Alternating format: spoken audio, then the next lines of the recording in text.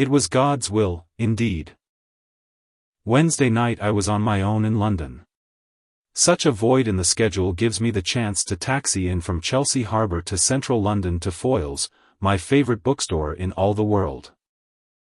The distinctive, boxy, black London taxi is a masterpiece of Western civilization.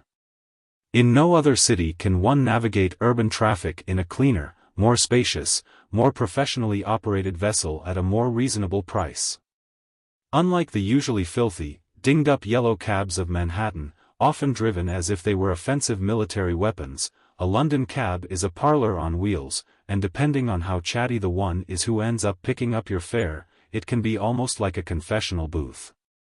I took seat in my taxi and dispatched the driver to Foyles on the Charing Cross Road. "Have they got a book signing or a lecture there, tonight?" the driver asked. "No, I'm just a reader. I'm just going there to browse a while," I replied. "I'm a reader, too," he said. "I like to read British history and the like. I have a lot of books. My wife grumbles at me all the time.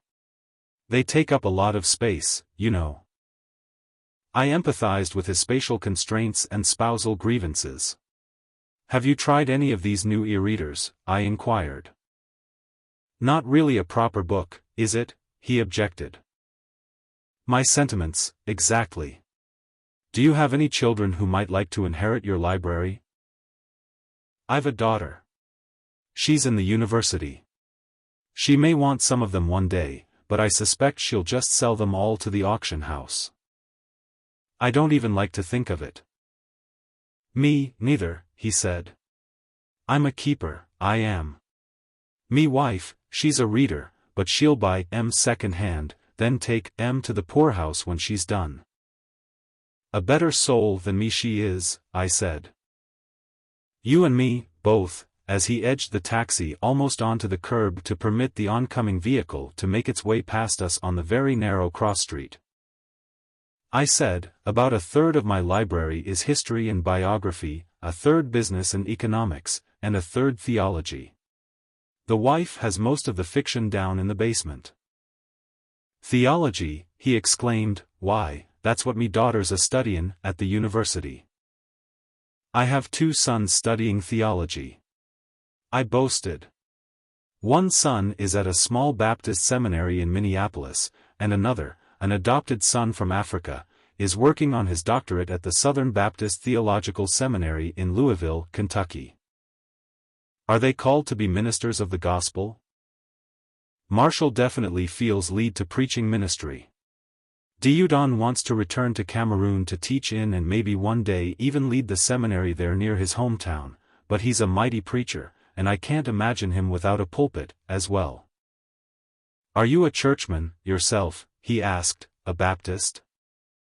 "Oh, I am a believer to be sure, but I'm not a Baptist. We're in a small but global denomination called the Evangelical Free Church. It has Scandinavian roots. We used to be Methodists, but felt the denomination had gone somewhat adrift." "Aye, as it has here, mate," he countered. "Here in the UK, the farther you get from central London, the more evangelical the Methodists are. Get into the centre of town and you may find a Methodist church, but the people in it will be Methodists first and Christians fourth." I regret I didn't then probe what were the other 2 levels in the British Methodists' hierarchy of needs, but instead went on to tell him more about my reading habits. "One of the areas I've done a lot of reading in is that of the English Puritans of the 16th and 17th centuries." "You mean like Richard Baxter and old Sibbies?" I laughed out loud. This was the tipping point in the conversation at which it turned surreal.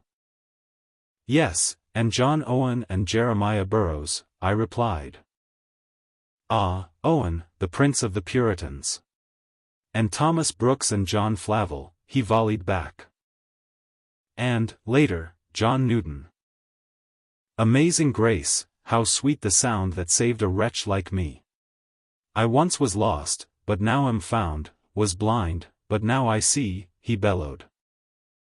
"And George Swinnock, Thomas Watson and, of course, Bunyan," I stoked.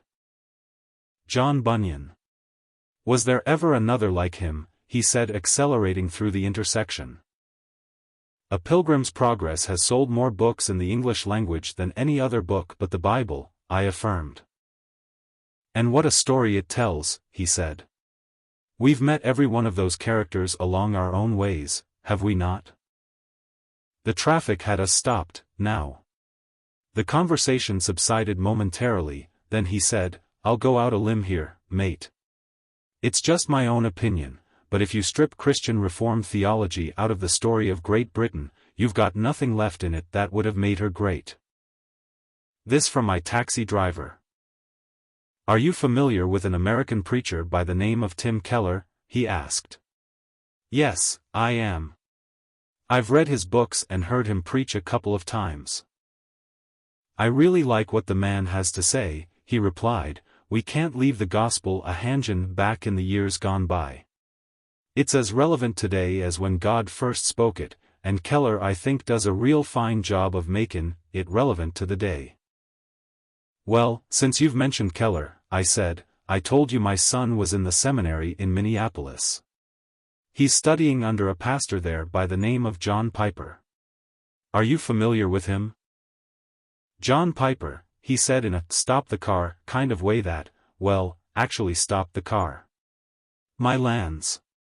Piper is the greatest living preacher of the gospel of Jesus Christ. So, your son is there at the Bethlehem Baptist Church with Piper himself. Oh, what a special privilege and blessing that must be for him. He weaved around Trafalgar Square, past the crypt at St. Martin's in the Field and turned on the Charing Cross Road. We're about there, he said. Say, do you know about the Banner of Truth Trust? Yes, I own a lot of their titles, I replied. Whoever endowed that trust did the kingdom a great service by keeping the old Puritans in print. Have you ever heard of the late Dr. Martin Lloyd-Jones? Perhaps the greatest expository preacher of the 20th century, I said. I've read some of his works and I've listened to recordings of his preaching. He's got a funny voice, doesn't he? He slowed the taxi. Now, if you're familiar with Ian Murray's biography of Lloyd-Jones published by the Banner of Truth. I was. I'll have you know that this little church right here on our left was the very church in which the great doctor himself was married to his beloved wife. Right there.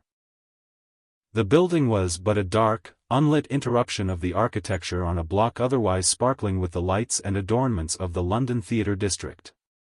Still, it seemed to me more spectacular that it should suddenly present itself at this point in our conversation than all the neon blinking up and down the marquees of the Charing Cross Road. Well, here we are, he said as he punched the meter to calculate my fare. As I fumbled for my billfold, he said, you know, mate, there probably aren't but a handful of people in all of this great city who would have the slightest idea or notion of what you and I have just been talking about. What are the odds that you and I would end up in the same taxi on this night? Through all of this short but meandering journey, I had only ever heard his voice, seen the back of his head and occasionally his bespectacled eyes, as lamp posts made them apparent to me through the rear-view mirror. Now, I was out of the taxi, standing on the curb alongside the driver's side door, finally looking him straight in the face. It was God's will, I said with a smile as I handed him my fare. He chuckled and shook his head in astonishment. It was God's will. Indeed.